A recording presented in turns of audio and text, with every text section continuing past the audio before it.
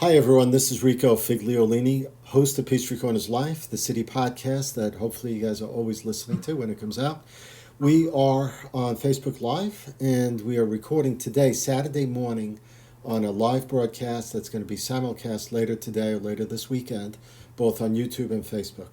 So feel free to share this with your friends because we may be rebroadcasting it one more night before the election on Tuesday. So it'll be on Facebook and on YouTube. You can subscribe or like our pages. You'll get notified about what's going on. Today we're going to be discussing what's on the ballot Tuesday, which is the transit the transit referendum, which is being reintroduced on the ballot again for another vote, and we're going to be discussing what makes this a little different from the last one. As well, we're going to be talking about what's going on in the city, including Crooked Creek Trail, the Pedestrian Bridge, the Spalding Drive expansion. We're going to be discussing crime prevention initiatives, including the cameras. We'll be sharing some slides on here as well, showing where those cameras are and things like that. I have two great guests today, but before we get to them, I just want to introduce our lead sponsor, who is Hargrave Fiber. They're a fiber optic internet company that provides fast service and office tools to be able to use whether you're in your office or your staff is still teleworking, which many people are still doing. They're a big Southeast company. They're big here in Peachtree Corners. They're really big in the communities they go into. They become part of that community in a way by supporting different ventures, like Hargrave Fiber supports Curiosity Lab Innovation Center, is doing things with the city. So great company to have around, and I'm happy they're a lead sponsor of ours. Go find out more about them at hargravefiber.com. They have a special promotion going on. I think it's a Visa gift card, $1,000 for those that come on as a new client that qualify for that. So check them out. Our guests today are city council members, and let's bring them on. Hold on a second. We'll just get them going here. They are city council members that are representing, let's get you guys on.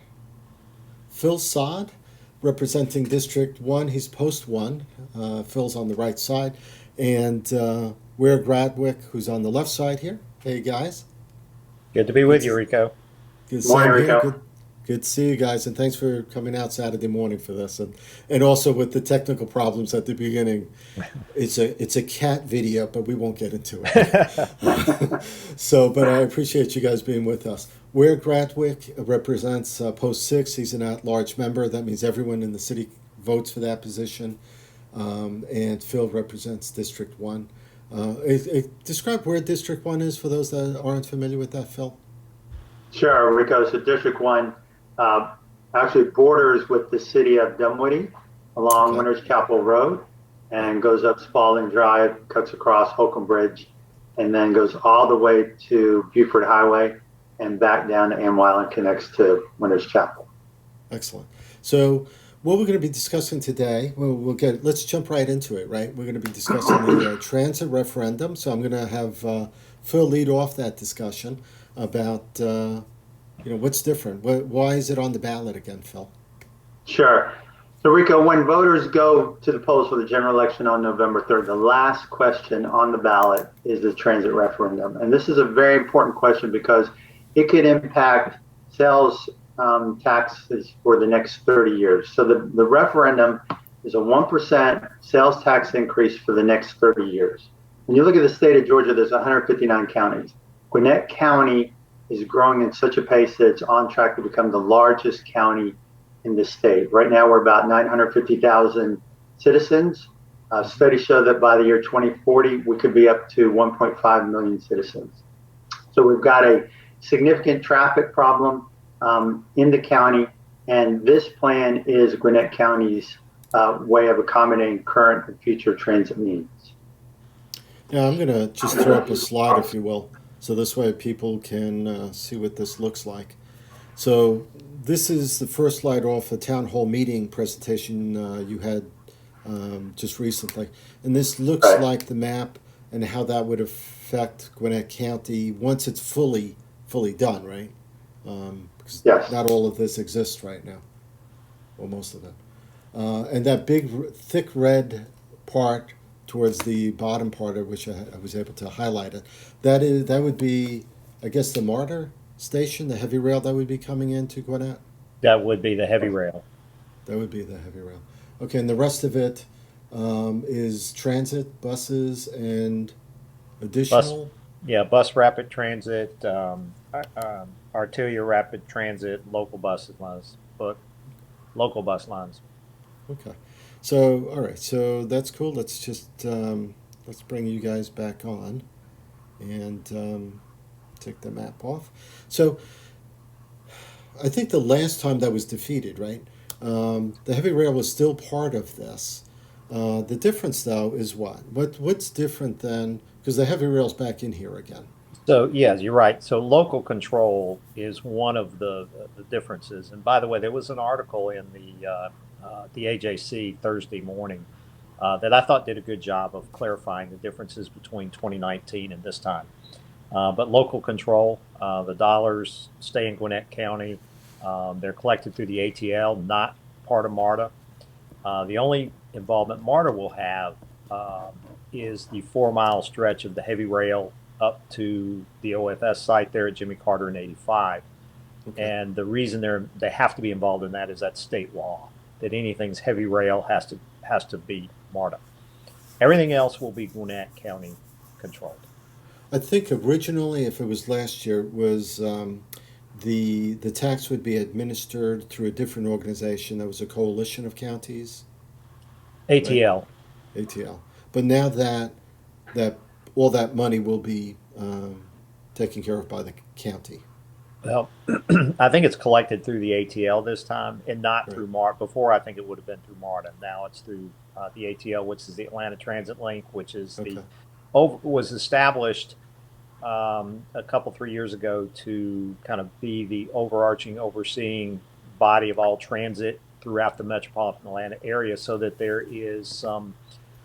So when planning is done, it's done in partnership and not in separate silos.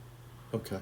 So just to let's narrow this down to City of Peachtree Corners, and let's be a little like selfish here about why the City of Peachtree Corners would be interested its residents to have that. This should be an important part of what we're doing. I remember there was a controversy at one point about where a transit hub might be. I think that was explained properly in my mind. But so tell us why the city, though, why residents there should be. Not that you're advocating for it because you're not allowed to, but what would be the advantage of putting something like this in place? Yeah, Rick, you make a good point. We aren't here to advocate, but we are here to help provide our citizens with more education, because this is an important decision. We want to make sure when they go to the polls, they're very informed. But within Peachtree Corners, part of the plan includes a hub that you pointed out the map, but also 4 transit centers. One of those transit centers will be in Peachtree Corners. The location is still to be determined as the plan gets fully laid out. Also, the plan will expand the park and ride locations. Right now, there's 4 in the county. It will expand up to 10. So one of the additional new park and rides will also be in Peachtree Corners. There will be 4 BRTs, or the bus rapid transit, and this is kind of like a high-speed bus. These are the long buses, the 60-foot buses. They ride in a dedicated right-of-way lane. So there'll be 4 of those throughout the county. One of those will also be in Peachtree Corners. So Peachtree Corners is getting a good share of what the county's plan is because of our large population here. And also, an advantage for Peachtree Corners citizens is also kind of to the point you made earlier. What's different than the last time this went up for vote? A couple of those things there'll be more regional connections. So this will allow citizens in our city to connect to Alpharetta, to connect to other regional places like Athens. They'll be able to connect to other MARTA stations, Gwinnett Place Mall, the colleges, Gwinnett Tech, Georgia Gwinnett College, and also the timeline is much more aggressive than it was before. So we could start seeing, an impact of this within several years, more buses on the street. Within 5 years, the current bus routes and bus services could be doubled within that time frame. So there's a lot of advantages for our citizens. So does the I think one of the things, and I haven't, I'll be honest, I haven't written any of the Gwinnett buses, right? So I'm not talking from experience. I'm talking from anecdotal, listening to other people that some of them do ride, that have been on it. Um, you know, I think part of it is that there's actually currently not enough frequency, maybe, and not enough buses on, which would increase the frequency, right? So how do you do that? Chicken and egg, right? Do we need enough people on it? How do we get people moving towards that type of transit versus using their car?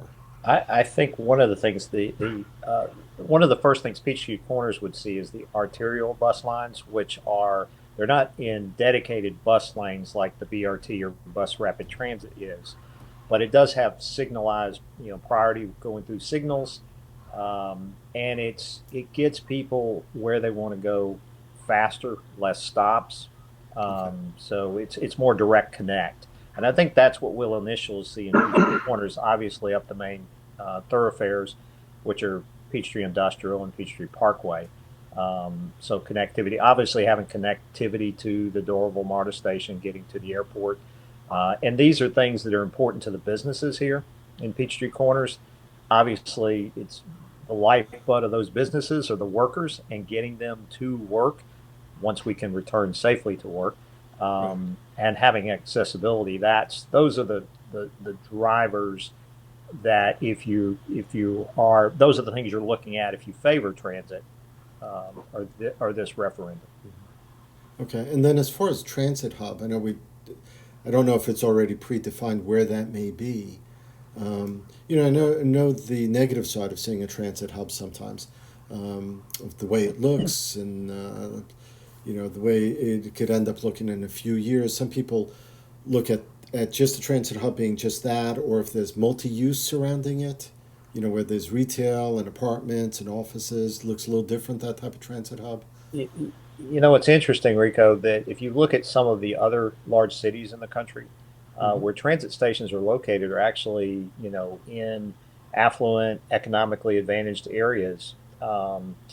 Atlanta's track record with MARTA, what have you, is just you haven't seen until recently. And I would point out the city of Decatur, and more recently, Chamblee and Doraville are experiencing economic growth as a part of being connected, and having that transit station. So I think in Atlanta, that's probably going to turn the corner. I think it has to turn the corner, for us to continue to grow and be competitive, for businesses, both in the metro region and, of course, here in Peachtree Corners.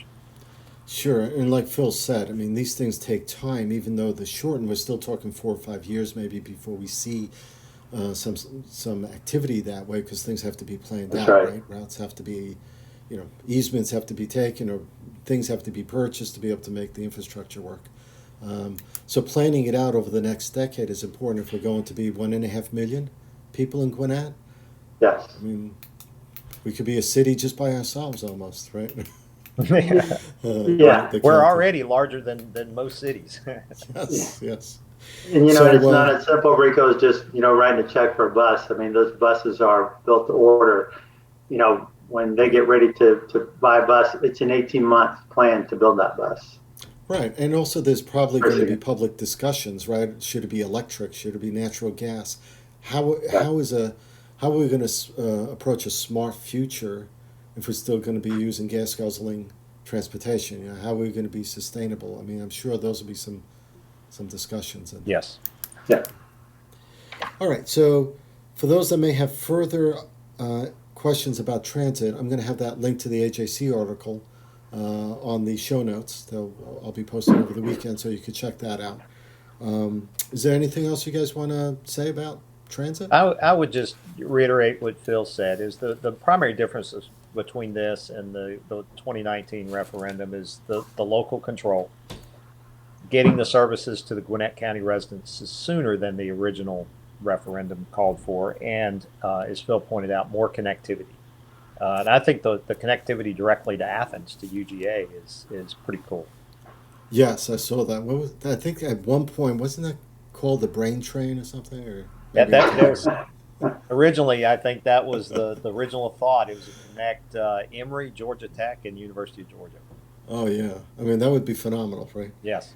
And two other points, just before we leave this topic, and that's the economic impact. The objective is to help get people to their jobs Right. much easier. So this plan will connect to, some of the major employment centers throughout the city, downtown, midtown, Emory, and there was a study done by the American Public Transit Association, which shows for every dollar spent on transit, there's a $4 economic impact. So that's part of this decision to consider as well. And what the county's trying to do is get people closer to transit. Right now, approximately 17% of the county can walk to transit locations. Mm-hmm. And the new plan will move that from 17% to 57% of the county citizens can walk to transit. So over a decade or so. I guess. Yes, that's right. Over the plan. So there's also a really good website, Rico, for more information. Voters have a chance to look at it before they go out there, and it's GwinnettTransitPlan.com. Okay, cool. And we'll have that link in the show notes as well for you guys that may need it. All right, cool. Let's move on to have Weare lead us off on the discussion about the bridge and where we are with that. Actually, the pedestrian bridge. Okay. As everybody can see, it is rapidly approaching completion. As a matter of fact, it will be open on November the 18th, and we're excited about it. I'm excited about the way it's come together. I think in stages, it's hard to judge, what the finished product's going to look like. And I did have the opportunity this week to, at 6:30, 7 o'clock in the morning, go out there when they were testing the lights on the bridge, and it looks very good. So the letters will be white and a warm glow. It won't be a harsh light, but a warm light. And then the cubes, 2 on each side at the top of the bridge on the ends, those will be illuminated as well. Most evenings they'll be white, but they're programmed. They'll be green on St. Patrick's Day. They'll be red on Valentine's Day. They're red, white, and blue on 4th of July and other patriotic holidays. So that's pretty exciting. I think people are going to like that. I think that gives us a unique, distinctive feature to the city. I can't wait to actually be able to walk across that bridge. I'm sure there's always people on both sides of the equation, right? People that feel that we spent too much money. So then we can get people the right facts. Are we on budget, under budget? Where are we with that? My understanding is we are on budget. Okay. We're a little bit COVID related. We're a little bit behind schedule. I think we had hoped to have it open in October, right? But we're at November 18th. So, okay. So I'm pleased with where we are. I'm told it's within budget, which is important. Cool. I feel like Obamacare. When people used to say, when Obama said, let it be out for a year or two, and people will get used to it, they're going to want to keep it, right? Obviously, we're going to keep it. But the fact is, I think once it gets used, right? I mean, between festivals, God willing, COVID sort of calms down a little bit. Between festivals and the town center and all sorts of other things going on. I think, Rico, you make a good point. Just from a safety standpoint, I was over there at town center the other night and saw a family trying to cross at that intersection, which is very difficult to do at street grade. But part of the mayor and council has been prioritized safety. Sidewalks, the number of sidewalks we put in, I think there's $2.5 million in the capital improvement budget for sidewalks over the next 5 years. And I know we've done at least that in the past 5 years. We'll talk about the multi-use trail in a minute, but that's all part of improving not only connectivity, but safety within the city. Yeah, it's all come together really well, I think. So everything's pretty much there. It's just a matter now of it fine tuning, I guess, and then. Yeah, I think you've got the last things are getting the elevator, having the elevator tested, inspected. Some of the things that you can't see, but visually, right now the city logo's been put on the side. It's got the lights are operable. It looks ready to go. So we're close. All excited. That's cool. So let's we could talk about the city on a lot of different topics, but we're going to stick to a few of them. So then this way people can get an update of what's going on with the immediate things happening. So let's bring in Phil to lead us off on this discussion about the Crooked Creek Trail and what's going on there. Right, Rico. What's interesting is a lot of the surveying that we've done and polling throughout our residents in Peachtree Corners, the number one most requested recreational asset was multi-use trails.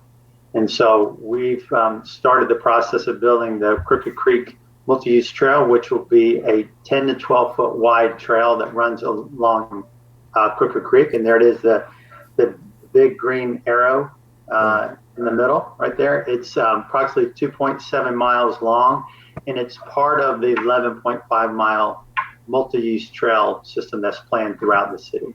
So when you see the top of the arrow on your screen there, where the arrow connects to that black line, that is the border between the City of Peachtree Corners and the City of Sandy Springs. And that black line is Spalding Drive. So that's the start of the trail. And then it runs along the creek and comes out on a trailhead at Peachtree Parkway. Is the end of it, 2.7 miles longer.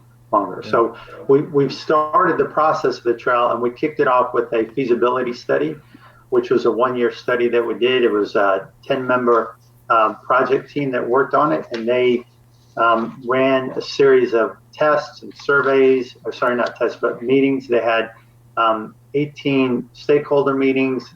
We conducted an online survey and got over 1,100 participants responding. So all total, we collected 1,500 sets of comments that were taken into the survey. And the top 3 recommendations for trail activities that came back were: number 1, having a trail for biking, running, walking, that type of activity. Number 2, using the trail as a connection point to get through destinations. And number 3, the opportunity to walk your dog or walk your pet.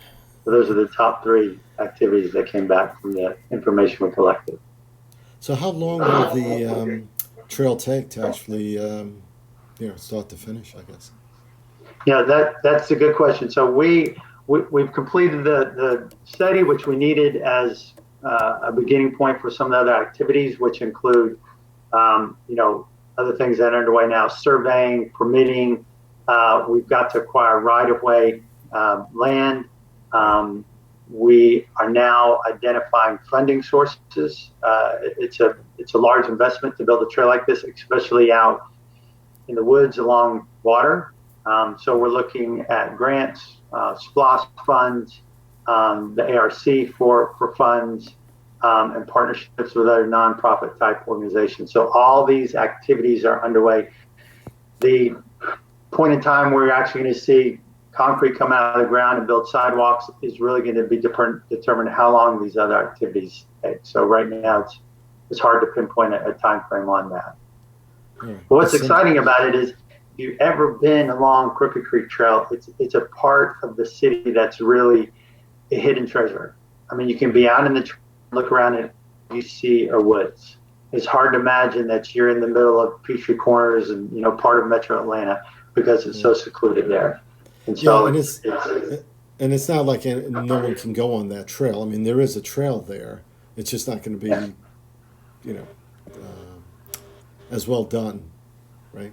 That's right. Plan. So this cool. Is. I mean, it's exciting because I think Phil mentions 2.7 miles, which will be out of the entire 11.5 miles that will go throughout the city, and the bridge will connect to that. So I think the 2 areas that we're focused on at this point are the Crooked Creek Trail, as well as coming off the bridge. There will be trails down to what we refer to as the Botanical Gardens there, that area between where the Chase Bank is and where Town Center is. And so that will be developed as well. I think both those items are included in the 5-year capital improvement budget. Exciting. Good to see good stuff happening in the city. I think as we get more residents coming into the city to live and work, back to work, I guess, it's just a lot of things to do before and after and during work and playtime, right? Absolutely. I'm talking about businesses. Let's talk about that CARES Act, because we are fortunate to be able to have the city providing some assistance here, but that deadline is fast approaching. So I'd like Weare to discuss that. Believe that deadline is November 5th for application. So tell us a bit about that. That's correct, Rico. And it's on a fast timeline. We were fortunate as one of the cities in Gwinnett County to get CARES Act funds that we can use in manners that we think best will assist, the businesses in the city. And so we very quickly came up with a grant program for small businesses. I believe it's businesses under 100 employees. And as long as they can demonstrate they've been adversely affected by COVID, we're given a priority to certain industries. Obviously, restaurants, retail, storefronts are given a priority. And so as long as through the application they can demonstrate how they've been impacted by COVID, which very few businesses have not, right? And then that deadline to submit that application is November 5th. And it's important to note that this is a grant. It's not a loan. It's not similar to the Paycheck Protection Program, PPP program, which required you to apply for forgiveness. This is a straight out grant. And again, end of the day, November 5th is the deadline to get that in. And then the monies have to be dispersed, I believe, by the beginning of December. Wow. So immediate influx of money for those businesses that need it. At a time that they really, you can argue they've needed it since March and April. But since that time, it had not only the EDL, the Emergency Direct Loan Program from the government, had the Paycheck Protection Program. Gwinnett had its version of CARES Act, right? And now the city has it. So, continuing to bring that relief, much needed relief, particularly to small businesses. For sure. Glad to see that happening, because God knows there's still businesses that may end up closing if they don't get support at this point. No doubt that there are several businesses that are right, at the brink. Do we continue? Do we not? How are we going to continue at 50% capacity? And the city has done some things trying to think outside the box to help those businesses, whether it be in allowing some exceptions to signage and things that can help promote those businesses during this time. Yeah, because things aren't changing too much. If anything, it looks like in the state of Georgia, things are going the wrong way at this point with COVID infections and stuff. So we have ticked up. It'll be interesting to see over the next couple of weeks. If that accelerates or if it levels off. Hopefully, the latter. And especially during this time. I mean, Thanksgiving coming up, Christmas. I mean, the Peachtree Corners is kind of funny. I mean, you get a lot of activity. But also a lot of people going away during some of these times, where it almost becomes like a ghost town in a way. Yeah. But I don't think that'll be happening, right? I mean, I think this time around, there'll be people traveling, I'm sure, taking some advantage of those discount travels and stuff, but be interested to see if a lot of people stay and try to go out to restaurants for the holidays. Yeah, I would imagine a lot of those restaurants are coming up with ideas to, provide turkeys and the fixings and everything. So you just go buy turnkey. You go buy and pick it up, right? Or shoot, some of them may deliver. Who knows? Yeah. I'm sure even with the blackout that we just recently had, I went out to get a cup of coffee and the line was wrapped around Dunkin' Donuts. I mean, just people were out buying food and stuff, and there was not even enough stuff in the supermarkets, I think, for a day or so. But interesting. Let's talk about, let's move on a little bit now, and let's get Phil to come in because it's closer to home for him, I'm sure. But let's talk about the expansion of Spalding Drive, because anyone that's driven down that road knows it's a pain. And it's going over this tiny little bridge with 2 lanes. And if you catch it the wrong time, this is just like hell sometimes. And until you get to the other side. But so tell us a little bit about what's going on with that expansion. Yeah, and you're right, Rico. It can be difficult crossing that bridge. As a matter of fact, at the intersection of Spalding Drive and the Holcomb Bridge, if you're on Holcomb Bridge turning onto Spalding Drive, there's actually 5 lanes right there. And it narrows from those 5 lanes down to 2 lanes when you cross over the bridge. And you know, this stretch of Spalding Drive is interesting because it's kind of a connection point for people coming from multiple points. Certainly those driving throughout the City of Peachtree Corners, but it also someone coming from the city of Alpharetta, Roswell, Norcross, Doraville, Sandy Springs, Dunwoody. Many of those residents travel across this bridge right here. And if you imagine there's average 20,000 cars per day going down this stretch of the road. So imagine if you're walking, trying to cross the bridge, how unsafe and dangerous that would be. And so, you know, in addition to the fact there's really not a place for people to walk, there's no curb and gutter. And when it rains heavily, the streets get flooded there, making it difficult for cars to drive through. So part of the plan includes taking that bridge out, replacing it with a new one, and at that specific point, expanding it from 2 lanes to 4 lanes. We'll add sidewalks, curb and gutter, drain improvements, and there'll actually be a 5th lane, which will be a center lane, turning from Spalding Drive onto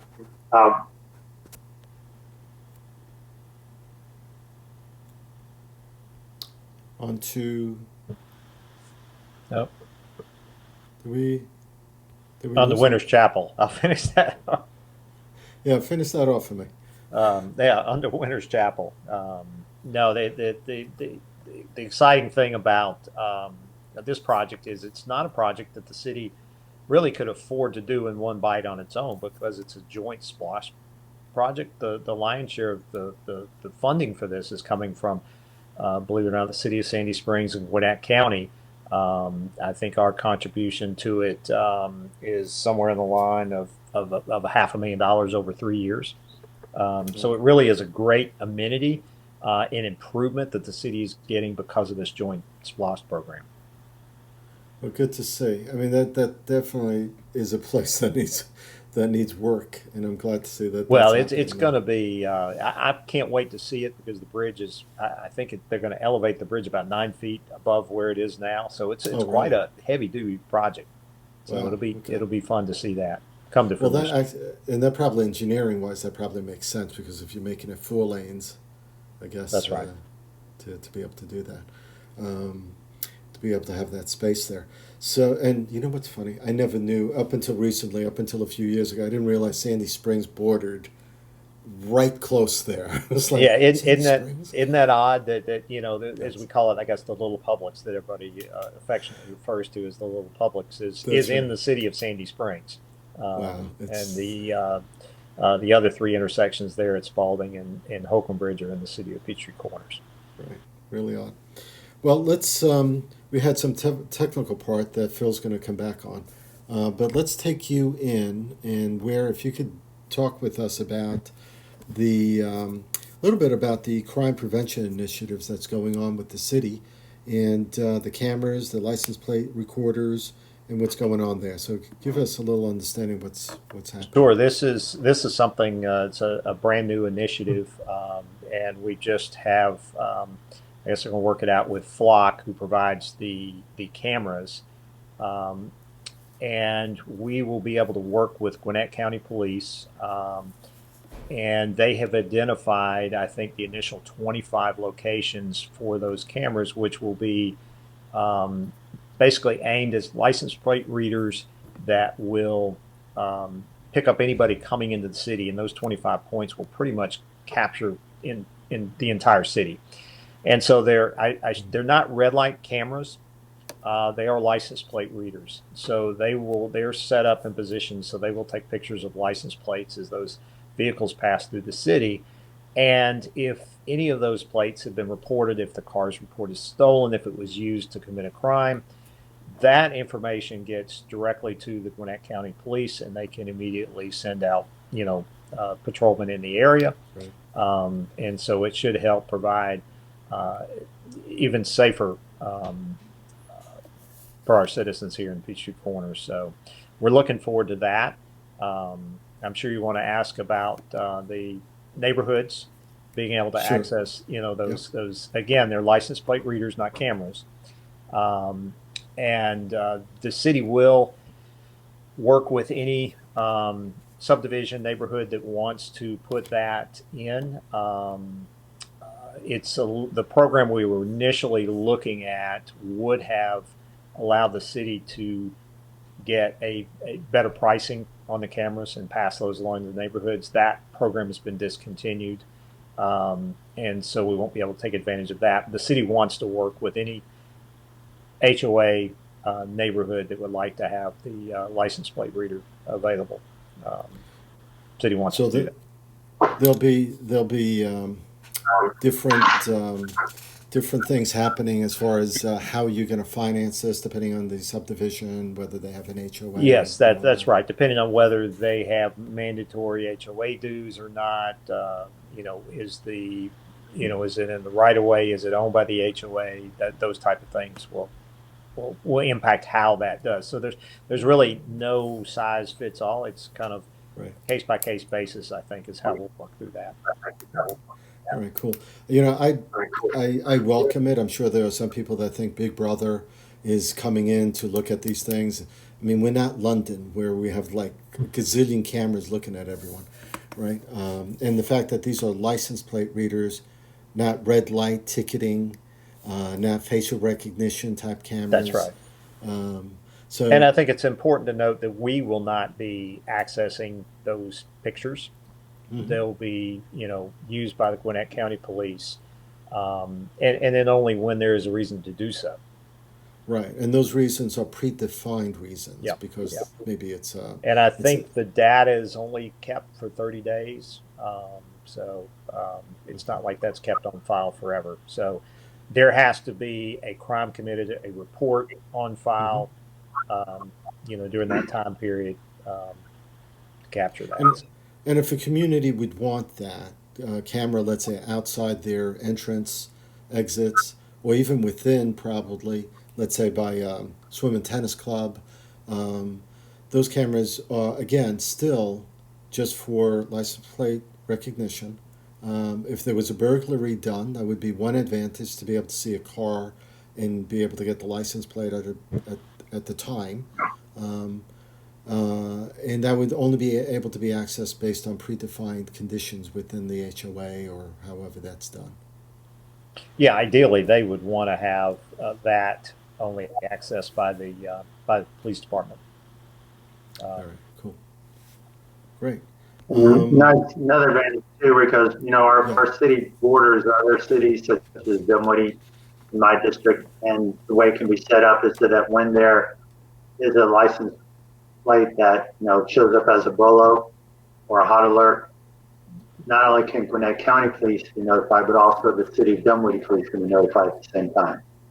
Excellent. So there's no confusion when someone calls 911 and what side of the road you're on, right? Which police officer comes?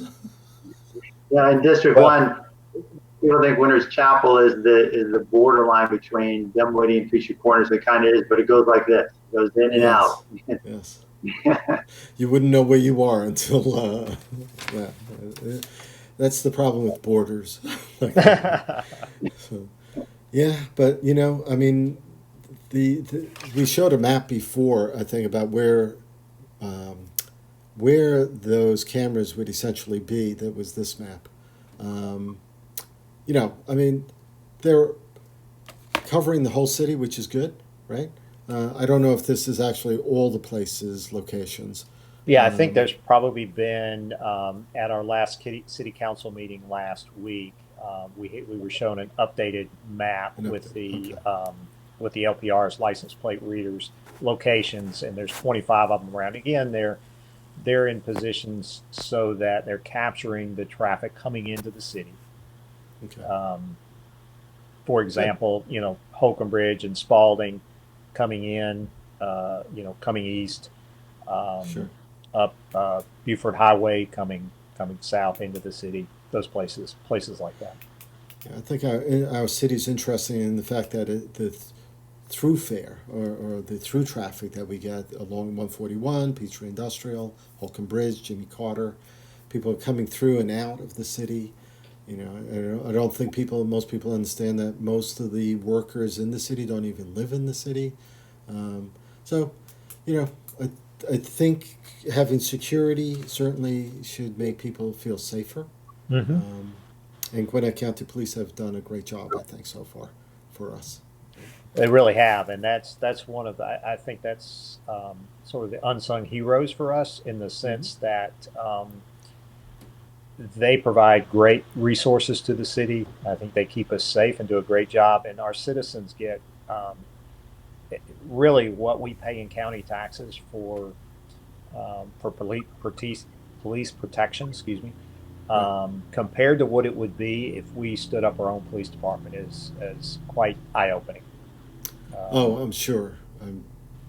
You have to have your own SWAT team, your own police stations, and all that. The infrastructure. I mean, it's very, very putting people and guns on the street is very expensive. Yes, it's good to have experience. We're fortunate to have our relationship with the Gwinnett County Police has been a strong one, and we're fortunate to have that. And, certainly want that to continue. Sure. We're reaching the end of our time together, but I do want to mention there is a drive-through flu shot clinic at the City Hall, November 5th. Now that's supposed to be free flu shot, I believe. That's correct, Rico. And I think people obviously we should encourage them to go out to get it because with COVID out there, God knows people don't need to have both of those things going on. The fact that the flu causes a lot of mischief also, and people getting sick, and because the symptoms are so close to COVID to a degree, right? Yes. Better off not having the flu. So that's happening. If you check the livinginpeachtreecorners.com, there's an article on there. If you go to Peachtree Corners City website, you'll also see the time and such on there as well. It starts at 7:30 in the morning and runs until 1:30 in the afternoon. Excellent. Thank you, Phil. Appreciate that. I guess the last thing I want to talk about or allow you guys to bring up is there anything, on your end that you'd like to share that either coming up you're familiar with, some civic stuff, some activities that you'd like to share as well? Well, Phil, do you want to go? Well, we've got, kind of from a social standpoint, we've got a couple of exciting activities coming up on November 11th. There's an activity at Town Center around the Veterans Monument. And then also we have our second annual Glow Parade at the Town Green. The Town Center, which is very exciting, is a great time for kids and family to come out. Last year there was a special visit by Santa Claus. I'm sure he'll be back again. Lots of lights, lots of music, lots of food. So it's a good time. What's been interesting is to be able to do it in a socially distant culture, which is very important and which we're going to make sure takes place. We have had a summer series of activities at Town Green in a way that we've been able to do it very, very safe, social distance and masks where necessary. So we'll continue along that same type of environment. Yeah, considering with COVID, I mean, that's been successful, right? I mean, within days or actually within minutes on a couple of those concerts, the tickets were sold out essentially.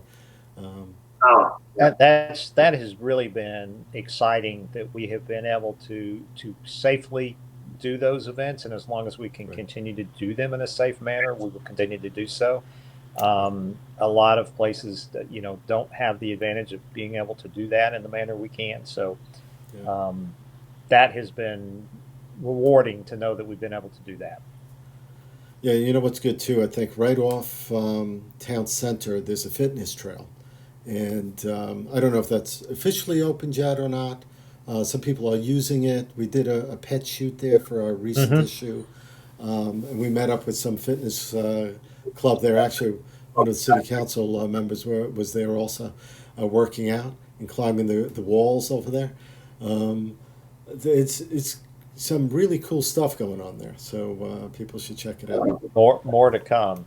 Yes. Rico, one thing I would mention that Phil and I are going to be involved with, we're standing up a redevelopment board that is going to be focused on really the areas of town that we want to focus redevelopment on. It is very exciting. We had well over 30 applications for the positions we're going to have on the board, and 30 very good, well qualified folks. So we're excited about the energy that'll be around that as that board is probably formed over the next couple of 3 weeks, and then gets to work on looking at what we can do to revitalize some of the areas of the city that could use some of that. Yeah, I'm excited to see that. I know there's been a lot of talk about doing that, about looking at some areas where maybe the city can help encourage further expansion, maybe multi-use, maybe redoing some retail spaces, old office buildings, maybe turned into something else. So, yeah, I mean, Jimmy Carter along those Holcomb Bridge, I mean, those areas certainly need some additional help, support Yeah, from the city. so we're excited about that group coming together, and Phil and I have been asked by the mayor to sit on as non-voting members on that board. So we're excited to partner to do that. Excellent. Good to have you guys. You know, it's been a pleasure. It's been a while since I've had either of you on, I think. So I'm glad I'm able to be able to meet up like this, to be able to, get the information right from where it needs to be coming from. This way we don't get confused with facts and all that. So I'm glad to have that.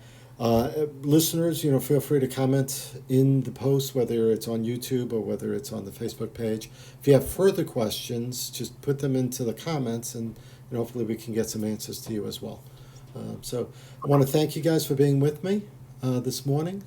Phil Sod, City Council Person, Post 1, District 1, and Weare Gratwick, City Council Person, Post 6 at large. Thanks, guys, for being with us. Rico, thanks. It's been a pleasure. Thank you. Bye, guys.